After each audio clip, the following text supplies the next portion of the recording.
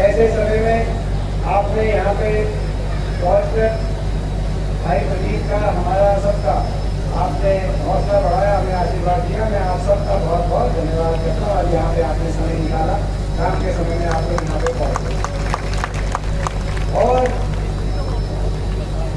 मैं मानता हूँ कि आज का जो कार्यक्रम है ये सही समय पे कार्यक्रम आयोजित किया जाए। सही समय क्या होता है? सही समय ये है कि जो सरकार बनी 2019 में, क्योंकि कार्यक्रम का एक नाम दिया हुआ है जनता मांगे जवाब, और ये जो सरकार बनी 2019 में, उस सरकार को बने 2.5 साल से ज्यादा हो गया, लगभग 3 साल। केंद्र सरकार को तो 3 साल से ज्यादा हो गए, और हरियाणा सरकार को 2.5 साल से ज्यादा हो गए, 2.5-3 साल। तो इनका आधे से ज्यादा कार्यकाल पूरा हो गया। तो इस आधे से ज्यादा कार्यकाल का जो समय होता है वो इतना बतेरा होता है किसी भी सरकार की नीयत समझने का, उसकी नीतियां समझने का, उसकी कार्यशैली समझने का। और पहला जो आधा समय होता है वो सरकार का होता है, और जो आगे के आखिरी में जो 1-2 साल का समय होता है वो जनता को ये मंथन करने का, चिंतन करने का, सोचने का समय होता है कि क्या ये सरकार ठीक चल रही है, इनने कितना हरियाणा का फायदा किया, कितना नुकसान किया, क्या ये सबको साथ लेके चलना चाहते हैं, और नहीं अगर हरियाणा में नुकसान कर रहे हैं तो आगे आने वाला समय में हरियाणा को कैसे बचाया जाए, प्रदेश को कैसा बचाया जाए। तो आज सही समय पे ये जनता मांगे जवाब इस सरकार से। वैसे तो इस बात में भी कोई दो राय नहीं है, ये जो सरकार 2019 में दोबारा बनी भाजपा की सरकार, लोग इस सरकार को दोबारा नहीं बनाना चाहते,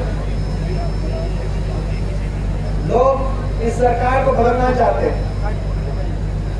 लोगों ने पहले 5 साल की बीजेपी की खट्टर सरकार की कार्यकाल, उनकी कार्यशैली देखी, और उस कार्यशैली को देखने के बाद जब विधानसभा चुनाव हुआ 2019 में, इन्होंने नारा दिया 75 पार का।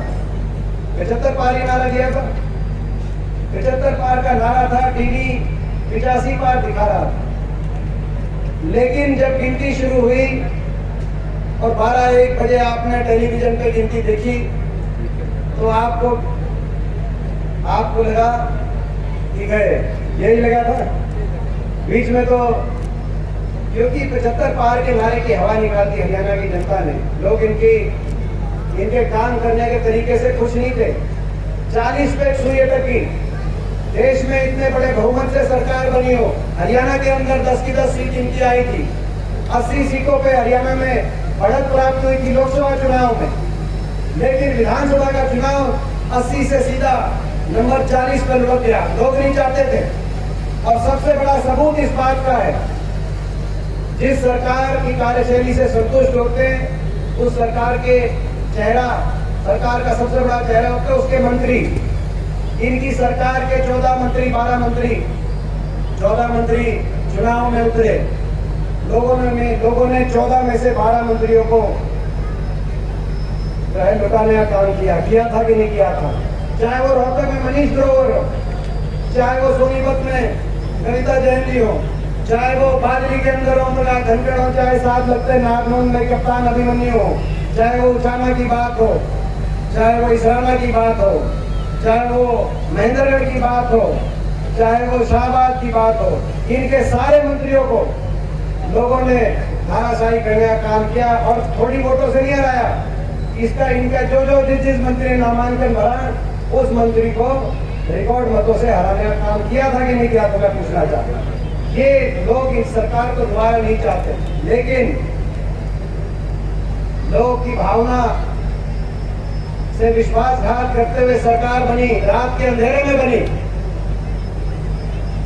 एक पार्टी, जिस पार्टी की 10 सीट आई, जिस पार्टी का चुनाव चिन्ह चाबी, जेजेपी पार्टी, चुनाव चिन्ह पार्टी का चाबी, चुनाव चिन्ह तो चाबी था लेकिन ताला चाइनीज था।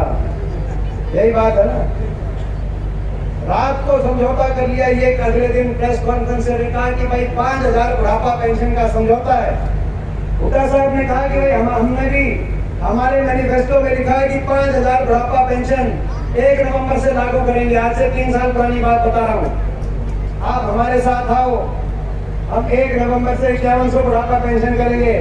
नहीं, उनकी पार्टी के मुखिया ने कहा कि नहीं, हमारा तो अमित शाह से समझौता हो गया, रात को केंद्रीय गृह मंत्री समझौता हो गया, 5000 बुढ़ापा पेंशन का समझौता है। मैं आपसे पूछना चाहता हूँ, 5000 बुढ़ापा पेंशन का समझौता था, कितनी 5000 तो आ ही नहीं होगी बुढ़ापा पेंशन, शायद कितनी आ रही है? 2,500 पेंशन आ रही है और काटने और लग रहे हैं, काटने और लगे। 3 साल तो निकल गए। 5000 से शुरू करते पेंशन, आप कितने पे पहुंचा चुके होते हैं? आप अंदाजा लगाओ अगर अपनी सरकार होती। लेकिन कहा कि नहीं, हमने 5000 बुढ़ापा पेंशन पे समझौता नहीं था, लूट की छूट पे समझौता था।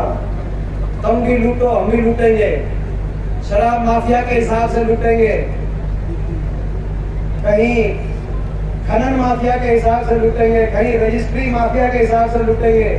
जोन से महकमे आपस में बांट लो, लूट की छूट है, हम भी आंखें मीचेंगे, तुम भी आंखें मीचो और लूटो। और ये हम नहीं कह रहे, इनके विधायक खुद कह रहे हैं। ये नारनौल से हमारे विधायक दादा गौतम, उन्होंने क्या कहा, एक नहीं जीवन जय बात कही थी ना।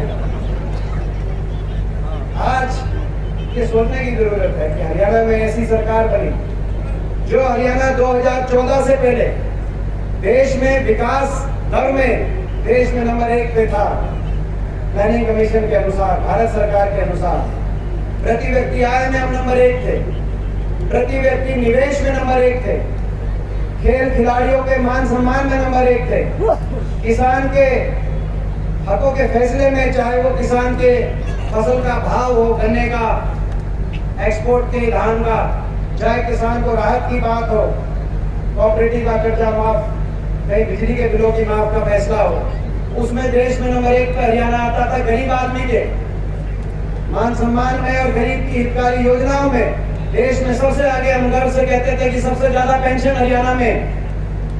उस समय 2014 से पहले कांग्रेस पार्टी के हुड्डा साहब के नेतृत्व में जब सरकार चल रही थी, हम ठोक के कहते थे देश में सबसे ज्यादा पेंशन होगी तो हरियाणा में होगी। बुढ़ापा पेंशन उस समय देश में सबसे ज्यादा हरियाणा में थी। 100 गज के प्लॉट का फैसला था केवल हरियाणा में देश में, जिसमें 4 लाख गरीब परिवारों को, ऐसी वर्ग के, हमारे बैकवर्ड के भाई, छत्तीस आदि गरीब परिवार, उनको 100 गज के प्लॉट की सुविधा दी गई थी। मकान की किस्त आती थी, इंदिरा गांधी प्रियदर्शनी योजना के अनुसार 1 लाख की मकान की सहायता मिलती थी। गरीब आदमी के बच्चों को स्कूल के अंदर स्टाइपेंड और वजीफा देने की देश में सबसे पहली योजना और सबसे ज्यादा वजीफा पहली क्लास से लेकर 12वीं क्लास तक देने की बात हो देश में, चाहे वो दाल रोटी की योजना हो, चाहे मुफ्त इलाज योजना हो, चाहे पानी की पीने की टंकी और टूटी की योजना हो, देश में नंबर 1 पे हरियाणा की गिनती होती थी।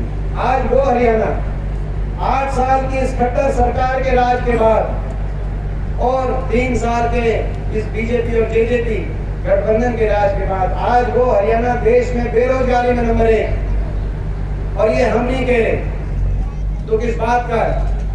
भारत सरकार कह रही है। नीति आयोग, सीएमआई, जो भारत की एक बहुत बड़ी बेरोजगारी नापने की एक एजेंसी है, वो बता रही है कि बेरोजगारी में आज हरियाणा नंबर 1। और उसी जिस लिस्ट में हरियाणा सबसे ज्यादा बेरोजगार प्रदेश है, उस लिस्ट का ढिंडोरा बीजेपी वाले यूपी में पीट रहे हैं कि देखो यूपी में 5%। वो लिस्ट लेके दिखाते हैं। यूपी में प्रधानमंत्री और मुख्यमंत्री जी यूपी जब जाते हैं चुनाव में यूपी क्या हुआ था, लिस्ट लेके दिखा रहे थे कि नंबर देखो यूपी में 5% बेरोजगारी कम हो गई है, लिस्ट देखो नीति आयोग की। लेकिन उस लिस्ट में सबसे नीचे कौन है? हरियाणा। बेरोजगारी सबसे ज्यादा हरियाणा में। आज हरियाणा का युवा एक तरफ बेरोजगारी की मार, दूसरी तरफ महंगाई की मार, डीजल, पेट्रोल, रसोई गैस का सिलेंडर। आज देश में बेरोजगारी की एक तरफ मार, प्रदेश में महंगाई की दूसरी तरफ मार। हर आदमी का, हर गरीब घर का बजट बिगाड़ने का इनने काम कर दिया। 8 साल में ना कोई इंडस्ट्री, ना कोई औद्योगिक क्षेत्र, ना कोई फैक्ट्री। अभी ठीक कह रहे थे ढुल साहब, 3 गुना प्रदेश पे कर्जा हो गया।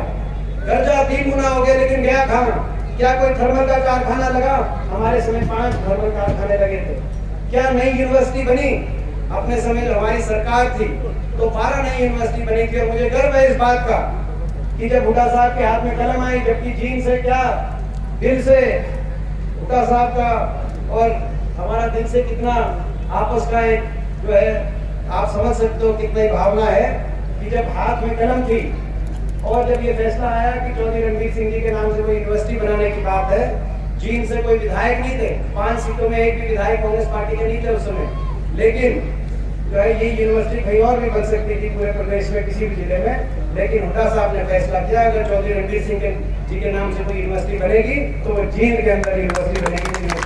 आज इस यूनिवर्सिटी के अंदर, नहीं तो यहाँ से पहले भी बहुत रहे, पहले भी यहाँ से आपने 5-5 सीट दी, वो सरकारें बनी, उन्होंने यूनिवर्सिटी छोड़ो कोई कॉलेज भी बनाने का काम नहीं किया। और अपनी सरकार में आपने देखा चाहे जुलाना के अंदर कॉलेज हो, सफीदों के अंदर कॉलेज हो, नरवाना के अंदर कॉलेज हो, जींद के अंदर गर्ल्स कॉलेज हो, पॉलिटेक्निक का कॉलेज हो, यूनिवर्सिटी की बात हो, चाहे शिक्षा की मैं केवल बात कह रहा हूँ, बाकी जो है सारे अभी जो बता रहे थे चाहे स्टेडियम की बात हो, 4 लेन नेशनल हाईवे की बात हो, रेल की लाइन की बात हो, जबकि कोई विधायक यहाँ से नहीं उस समय कांग्रेस पार्टी का चुन के नहीं आया, लेकिन आपस की भावना थी, आपस की भावना थी। वो भावना, मैं एक बात और कहना चाहता हूँ, राजनीति तोड़ती है लेकिन विकास जोड़ता है। राजनीति तो तोड़ती है लेकिन विकास जोड़ता है और आपस की भावना जोड़ती है। हम यहाँ बैठे सारे, कुछ लोगों ने राजनीतिक अपने राजनीतिक फायदों के लिए लोगों को बांटने की कोशिश करी, किसी ने धर्म पे, किसी ने जाति पे, किसी ने क्षेत्रवाद पे, लेकिन सच्चाई ये है कि सारे मिले जुले बैठे हैं, सारे रले मिले बैठे हैं। मेरे पिताजी का गांव, मेरा गांव रोहतक में हो सकता है, मेरी मम्मी का गांव सोनीपत में है, मेरी दादी का गांव जींद में है। बताओ कितना फैसला करोगे भाई? सारे रले मिले बैठे हैं, बैठे कि नहीं बैठे मैं आपसे पूछना चाहता हूँ। मगर मैं समझता हूँ कि यही एक आपस का प्यार है, भावना है, मगर इन्होंने बहुत नुकसान कर दिया। आज देश में सबसे ज्यादा बेरोजगारी हरियाणा में, देश में सबसे ज्यादा भ्रष्टाचार हरियाणा में, लूट की छूट का लाइसेंस मिला हुआ है। कोरोना में भी नहीं छोड़ा, कोरोना काल में जब लोग अपने घर में बंद थे उस समय भी देश की सरकार को चिट्ठी लिखनी पड़ी कि भाई ये जो शराब के ठेके की जो नीति है हरियाणा के अंदर, कि रेडी वाला तो रेडी लगा नहीं सकता लेकिन शराब के ठेके बंद नहीं करेंगे, तो इस नीति को बदलने की जरूरत। लिखी थी कि नहीं लिखी थी आपके सामने? तो आज भ्रष्टाचार में, आज बेरोजगारी में, आज महंगाई में, आज प्रदेश के युवा के भविष्य की चिंता आपको और हमको होनी चाहिए। और हर वर्ग पे इस सरकार की चोट पड़ी, कोई ऐसा वर्ग नहीं, आशा वर्कर, आंगनवाड़ी वर्कर अपने हकों के लिए निकली, हमारी महिलाएं, तो उन पे पुलिस बल, कर्मचारी निकले उन पे पुलिस बल, बेरोजगार नौजवान, जब HPSC का और स्टाफ सिलेक्शन कमीशन का इतना बड़ा एक के बाद एक पेपर लीक का घोटाला सामने आया और HPSC के दफ्तर में करोड़ों रुपए की बरामदगी हुई, इतना खुली लूट, इतना खुला काम चल रहा था, इससे ज्यादा किसी प्रदेश में हालात खराब नहीं हुए। मैं इसीलिए कह रहा हूँ आपके सामने, आपके भाई के रूप में, आपके बच्चे के रूप में, एक नौजवान के रूप में मैं कह रहा हूँ कि आज जागृति लाने की जरूरत है। HPSC में जहाँ ये नौकरियां परचून की दुकान में जैसे टॉफी, चॉकलेट और चीनी दाल बिकती है, ऐसी नौकरियों की लिस्ट निकली कि भाई डेंटल सर्जन के 35 लाख, HCS प्रीलिम क्लियर करने के 40 लाख, क्लर्क के 10 लाख, कंडक्टर के 4 लाख, ड्राइवर के 5 लाख, HPSC HSSC में ये लिस्ट निकली, करोड़ों रुपए की बरामदगी हुई। कैसे जो है मैं समझता हूँ हरियाणा प्रदेश के नौजवान, तो जब वो नौजवान निकला गिराव करने, उस पे पुलिस बल, और जब किसान निकला अपनी जायज हकों की लड़ाई लड़ने, देश ने ऐसा किसान आंदोलन नहीं देखा जो किसान आंदोलन पीछे हुआ। जब किसान निकला, पंजाब से निकला था किसान, दिल्ली जाके बैठना था, लेकिन देश में कई प्रदेशों में आंदोलन चला। मैं पार्टी लाइन से ऊपर उठ के बात कहना चाहता हूं, किसी और प्रदेश के अंदर किसान पे पुलिस बल का प्रयोग नहीं हुआ, ना पंजाब में, ना उत्तर प्रदेश में, उत्तर में बीजेपी की सरकार थी, ना दिल्ली में, ना राजस्थान में, कई प्रदेशों का किसान उठ के आया। लेकिन एक प्रदेश, जिस प्रदेश में जब ये किसान उसके बॉर्डर में घुसा अंबाला में, वहीं से कहीं लाठीचार्ज, कहीं आंसू गैस के गोलों की बौछार, कहीं वाटर कैनन के निशाने पर, पानी की बौछार के निशाने पर किसान को दिया। पहले दिन से लेकर आखिरी दिन तक पहला लाठीचार्ज पिपली कुरुक्षेत्र में हुआ और आखिरी लाठीचार्ज करनाल में बस्ताड़ा टोल पे हुआ, जब वहां पर एक किसान की जान भी चली गई। जो आपको याद होगा, एक अफसर, जिस अफसर की प्रमोशन कर दी इन लोग, उस वो अफसर कह रहे थे खुल के कि भाई कोई बचे नहीं, यही कह रहे थे ना। आपने देखा होगा, वीडियो आया था एक अफसर का एसडीएम से करनाल में, बोला सीधे देखते ही लट मारो सर पे, और कोई बचे नहीं, कोई बिना सर फूटे वाला कोई दिखना नहीं चाहिए। प्रजातंत्र में किसी वर्ग के लिए, वो भी देश के नागरिक थे, और वो तो मुख्यमंत्री जी का जो प्रोग्राम था उससे 20 किलोमीटर दूर बैठे हुए थे। खट्टर साहब का प्रोग्राम करनाल शहर में था, उसके 20 किलोमीटर दूर बैठे हुए थे। खैर, ये जो अफसर ने जो ऐसी भाषा बोली, मेरे को उससे कोई आश्चर्य नहीं। जिस प्रदेश के मुख्यमंत्री ये भाषा बोल रहे हो कि अपने नागरिकों पर आप लठ उठा लो, अपने कार्यकर्ताओं से, भाजपा के कार्यकर्ताओं से मुख्यमंत्री जी कह रहे हो लठ ठा लो, यही कह रहे थे ना। और लठ ठा लो कि मेरे को मुकदमा लग जाएगा, जेल में होके आ जाओगे तो लीडर बन जाओगे। लीडर बना रहे थे, आपस में भाई को भाई से लड़ाकर लीडर नहीं बना रहे थे। अब भाई को भाई से लड़ाकर अपनी राजनीति चमकाने का काम कर रहे थे। ऐसी व्यवस्था के खिलाफ लड़ाई लड़नी पड़ेगी। मैं एक बात आपको कहना चाहता हूं, आपके भाई और बच्चे के रूप में, ये जो किसान आंदोलन, इस बारे में मैं कहना चाहता हूं, आपके आशीर्वाद से लोगों ने बहुत आशीर्वाद दिया। मेरी 42 साल की उम्र है, मुझे लगभग 17 साल देश की सबसे बड़ी पंचायत संसद में आपके आशीर्वाद से वहां हरियाणा का प्रतिनिधित्व करने का अवसर मिला। मैं समझता हूं कि शायद इस उम्र में लोगों ने इतना अवसर किसी को ना दिया हो कि इतने लंबा अरसे इसके प्रतिनिधित्व करने का अवसर मिला। लेकिन उस अस्पताल में कोई एक भी डॉक्टर नहीं है। उस अस्पताल में एक भी डॉक्टर क्यों नहीं है? उस अस्पताल का नाम बदल दो आप, अगर एक भी डॉक्टर नहीं है। उस अस्पताल का नाम अगर एक भी, या तो डॉक्टर लगाओ या उसका नाम धर्मशाला कर दो, अगर एक भी डॉक्टर नहीं है। हम पूछना चाहते हैं मुख्यमंत्री जी से, आप तब सुध लो, 8 साल आपको हो गए, आप जींद का सुध लो, आप प्रदेश की सुध लो। आज प्रदेश को आप कम से कम कुछ तरक्की के रास्ते पे लेके जाओ, और नहीं तो हम लड़ाई लड़ेंगे। हम तो गोली मारी जा रही है व्यापारियों को, फिरौतियां मांगी जा रही है, कानून व्यवस्था की ये स्थिति है चीन में, पूरे प्रदेश में। तो मुख्यमंत्री जी, आपने भट्टा बिठाने में कोई कसर नहीं छोड़ी, लूटने में लगे हुए हो दोनों। जेजेपी बीजेपी गलत तो नहीं कह रहा, लूटने में लग रहे हैं, नहीं लग रहे, भाई लूटने में लगे हुए हो। लूटने की छूट के आधार पे सरकार को बना ली, लेकिन हरियाणा की जनता आपको लूटने की छूट देगी नहीं। हम भी लड़ाई लड़ेंगे, हम भी चुप बैठने वाले नहीं है, हम भी रुकने वाले नहीं है। मगर मैं आज आपसे पूछना चाहता हूं, आपने हमेशा देखा है, और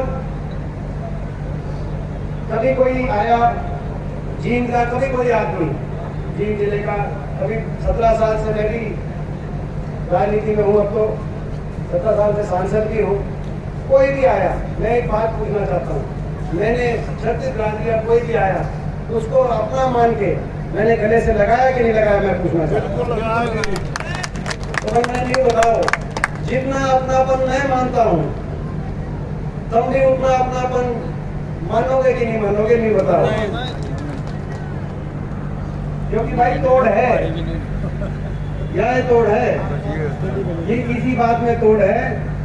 अगर आपने उतना अपनापन मान में बदलाव, और हरियाणा में आगे आने वाले समय में आपकी सरकार बनने से कोई नहीं रोक सकता। आपने उतना मान ली, इसी बात में तो।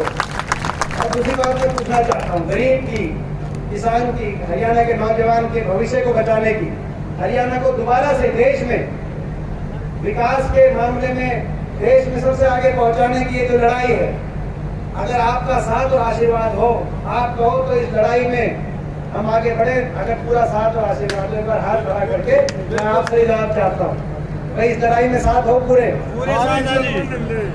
तो भाई अगर पूरे साथ हो तो थोड़े गए ने ज्यादा समझियो और बिना न्योते ने न्योता मानियो।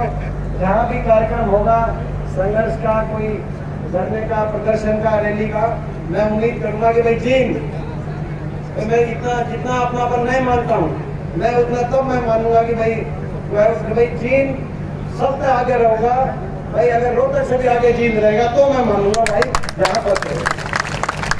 तो इन्हीं शब्दों के साथ एक बार फिर अपने भाई को, प्रदीप को मैं बहुत बहुत शुभकामनाएं देता हूँ। आपने और खास तौर पे इतनी बड़ी संख्या में जो बाकी ताई पूरी महिलाएं हमारी आई, एक आधी बुआ भी है मेरी, तो भाई मैं सबको बहुत बहुत शुभकामनाएं, धन्यवाद। जय हिंद, जय राम जी।